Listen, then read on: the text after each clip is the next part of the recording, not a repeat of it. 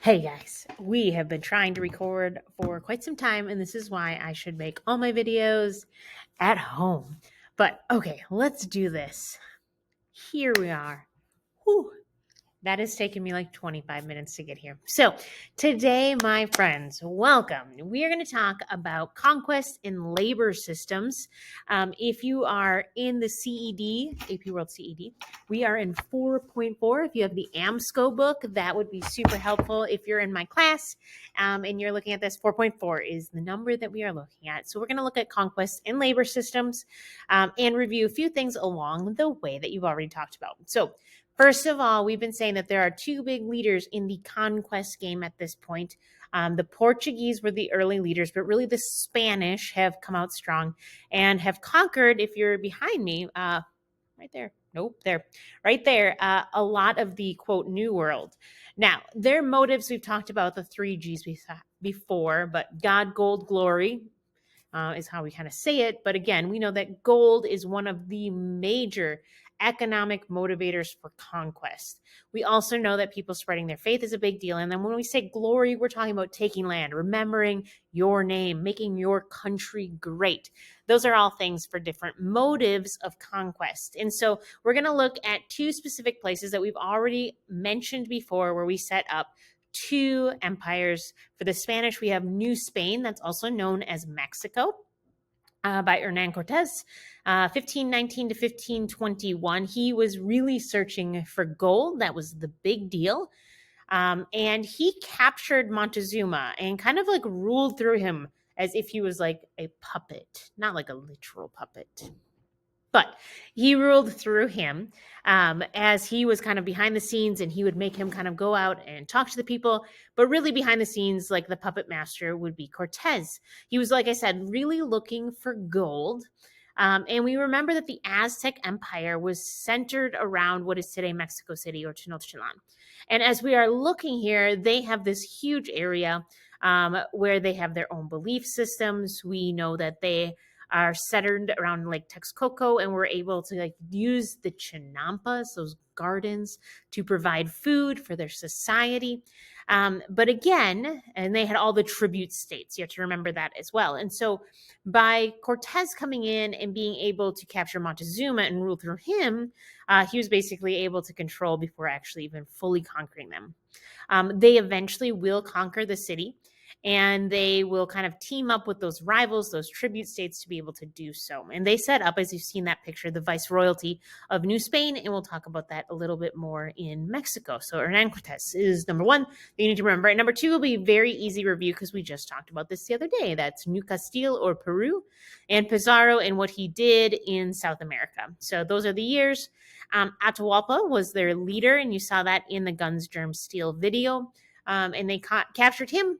And they were, again, trying to really find that gold, like literally of the three G's, looking for gold, which they will find, that they do not find the amount of gold they're looking for, but they will find silver. And we're going to come back to that a little bit later in the course. But they will brutally kill Atahualpa, and they set up their new empire in South America. So as we're looking at the Spanish developing kind of these new empires and how they expand into this area, those are the two big ones that we need to talk about. So how do they do that? We always talk about how do you establish control, and then how do you maintain control? So establishing, again, why were they able to?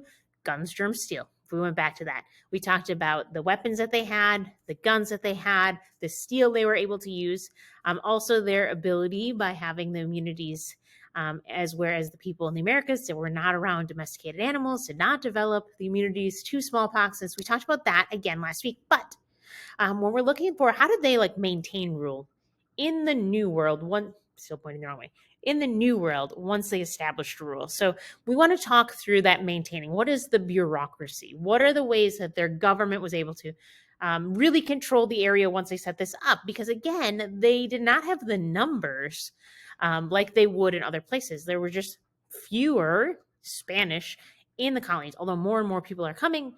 How do they control that? And so let's look at that as we kind of go in. So for first place, political control.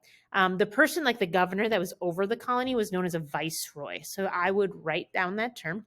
Viceroy is a governor of a colony, answers to the king, back in Spain. So it's still ruled by Spain, but as time went on, they're like, we need someone here, not like sending letters across the ocean back and forth. They like legit needed someone to make the decisions, to be the governor in their area. That governor, again, is known as a viceroy. Also, they realized that like not all the time were the viceroys always the best, and so they wanted some checks and balances.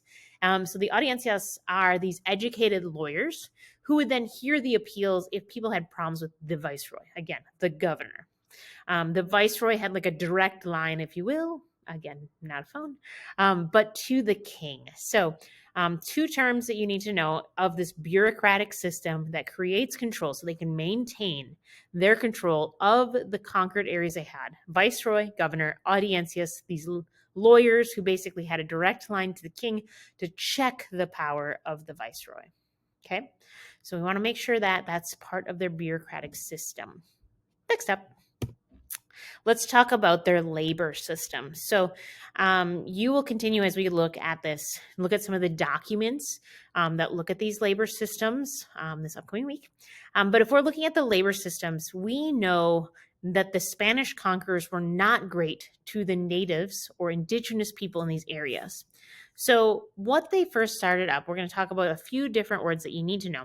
But the encomienda is one of the early labor systems. And how this labor system oftentimes is also known as like the hacienda system. But the encomienda is where the Spanish crown basically gives land, grants land and laborers, which again, those are people, to these new settlers, these conquistadors, these other Spanish people who have sailed the ocean blue, came on over, and have settled. And so they're like, hey, here's a chunk of land, and here are people who, in theory, have free will that are now going to, because they were conquered by us, work the land for you. So there's that. So the haciendas are the farms themselves that they were kind of agriculturalists as we're looking at this. Now, let's look through a few more terms that you need to know about the encomienda system, besides that it's awful. So, number one, a few other words. The encomendero is another name, that's like the Spanish guy, that was given the land and the laborers. Another name, it's like the conquistadors, like the soldiers that were coming here. Okay. And like we said, they were granted native laborers, people who were indigenous to the area, people who had lived there, people who were like from Mexico before we knew it as Mexico, okay, or the Caribbean or wherever. And so they basically used native laborers for laborers.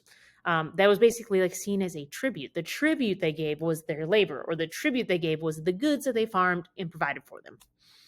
There were regulations that should have checked this, but we know there was a difference between what the law said, the Spanish law code, and what was happening in their new colonies. Okay, so this is what the system was. This is the encomienda.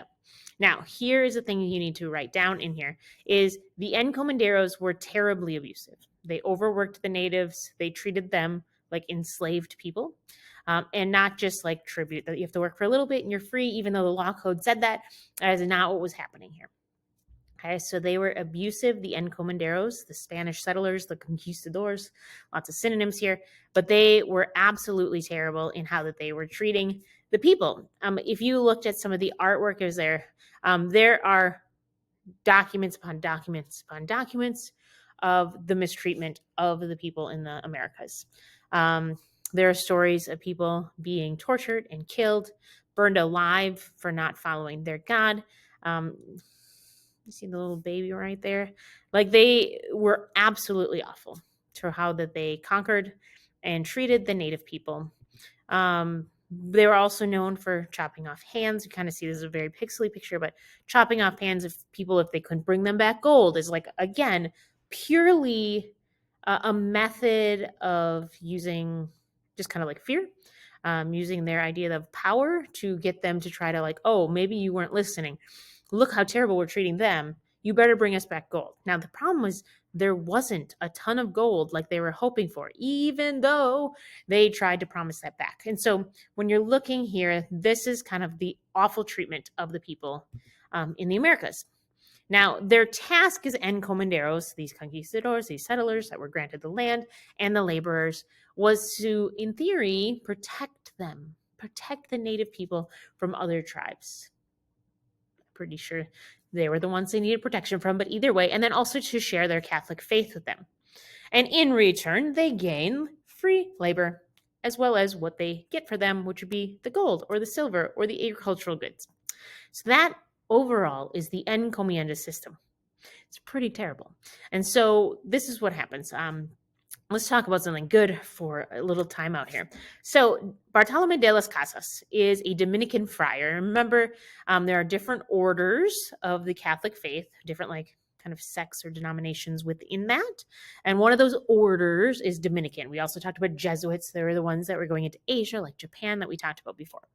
Now, he was like true to his faith and basically started writing, because he was a Dominican friar in the Americas, and basically wrote all about the terrible things that the Spanish were doing to the native peoples.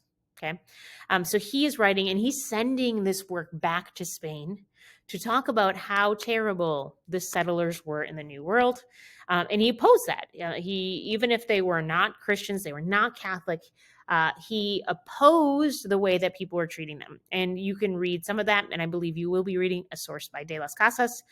He is kind of like a champion and activist for bringing about, even when people are of different cultures or different beliefs, the treatment that human beings should give for each other. So I always like to go back to De Las Casas as a good guy, especially when we're hearing so much awful stuff in history at this time. Now, because of De Las Casas's work and because he basically shone a spotlight on this terrible mistreatment of the native people, and because of his writings, they shifted. It's not totally great, but it's better. And they replaced the encomienda system with the repartimento system. The repartimento system basically said, hey, there's only forced labor for a certain number of times. So in theory, like people are free, and they really very similar to like the mita that we looked about in the Incas, like where you are really like, you give labor for a certain number of days, weeks, months, and then you're free the other times. Like you're not enslaved. And so the repartimento was this shift to basically say like, hey, this mistreatment, we hear you, and that's not what we're about. We still are about the money, but we are not about that mistreatment. And so they shifted the system to still use coerced labor. It's still semi-forced, but people retain their freedom. And so that was a shift from the encomienda to the repartimento. You need to know that's one of the major things that we are talking about. Now, let's talk about this kind of like social order overall as we are looking at this. So there's a social order about basically like who has power. What are the social classes in the Spanish colonies? If you want to look at 4.7 in your study guide, you can write this whole thing down. 4.7 is about like what are the social categories, roles, practices, how are they maintained and changed. This is a change because new people came here. And so I would write this down for sure because you need to know this. So let me just kind of walk you through this real quick. At the top of their social order, who had the most power, people who are peninsulares, people who are from the peninsula, if that makes sense. People who are from the Iberian Peninsula, people who are from Spain, for example. Okay, these are your aristocrats. These are the people who had the power. Okay, Creoles, a little tricky here. Creoles are people who are descendants of peninsulares. So they are white people. They are Spanish people who are born in the New World. Okay, so this will be really important when we get to Unit 5. So just hang on because these guys are going to be revolutionaries later. But so these are people who are 100% European. However, were born in the New World. Okay, they were born in the Americas, born in the Caribbean. Okay, and so they are European DNA. They are white people, but they have only known the world of the Americas. Okay. Now, this is where we start getting, it gets really tricky. This is a very simplified social class order. People who are the next kind of level of power in society are people who are mestizos, people who are Caucasian, who are European, and Indian. So, and when we say Indian, I'm talking like native, indigenous people from like Mexico, Caribbean, South America. Okay. So they have kind of Aztec roots, Inca roots. However, right, we know that with so many men traveling there was a natural increase in population. And when a Spanish male creates a baby, he wants that baby to have more power. And so we start getting this social order. Okay. So mestizos have more power. Same thing happens when we had the Atlantic slave trade system that began to be operated, and we had people who were of African descent came to the colonies as enslaved laborers. We are going to talk again. Mulatto would be this mix, not an appropriate term today, but then that would be this social class where people have like Caucasian and African or mixed roots. Okay. Below that, this gets, again, way more complicated than you're seeing here. We have people who are Native American, okay, right? Native to that area. And then below that, we have people who are enslaved Africans in that area. So this is kind of the social order that is created, and it gets even more complicated, right? It doesn't stay in this nice little tidy triangle box here, but that is important for you to know. All right, so after these terrible systems get created and our new social order that gives people more rights based on their race, their ethnicity, we see that what happens based on watching Guns, Germs, Steel, and we focus on the germs part, we have a huge outbreak of smallpox. And there was kind of this idea that, like, basically, sin indios, no hay indias. If you guys take Spanish, I did and I'm not great at it. But either way, it's like this idea that, like, without native people, there are no indies. This idea that this area was reliant so much on the encomienda by the repartimento that they needed a new source of coerced or free labor. And unfortunately, there's a shift then to African slavery. And this really begins in 1501, which is really early and only increases as you guys are working into some of the other assignments that we're doing.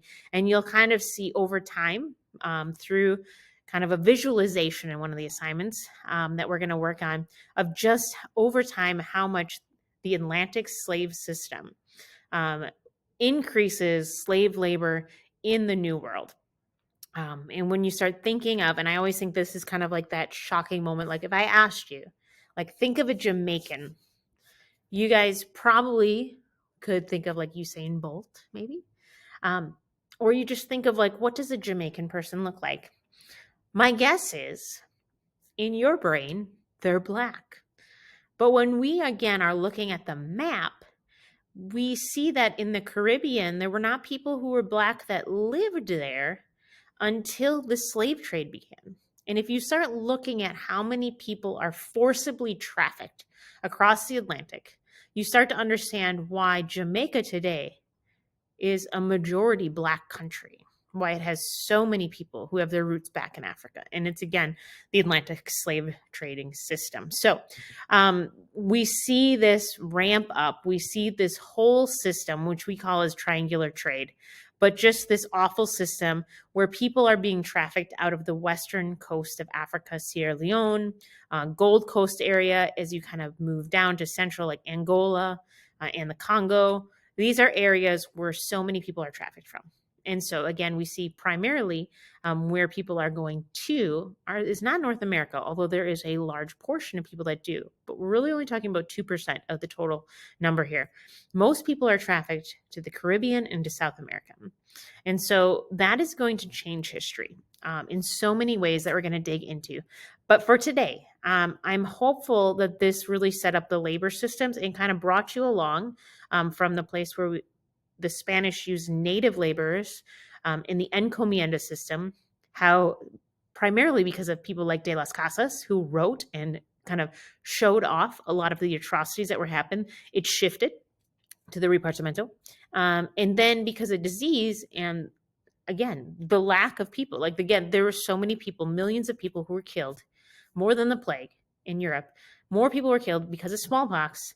It led to, unfortunately, the slave trade across the Atlantic, the triangular trade that we're going to see. And so we'll continue talking about that. We're going to dig into that more specifically coming up this week. But again, hopefully this is helpful to talk about the labor systems. Hopefully you got those notes down. Hopefully that makes sense. Again, how the Spanish expanded their empire because of Guns, Germs, Steel, how they set up their empire and ruled their areas, and how they use those labor systems. We'll come back to more in the future, but hopefully that makes sense and is helpful. We'll see you guys really soon.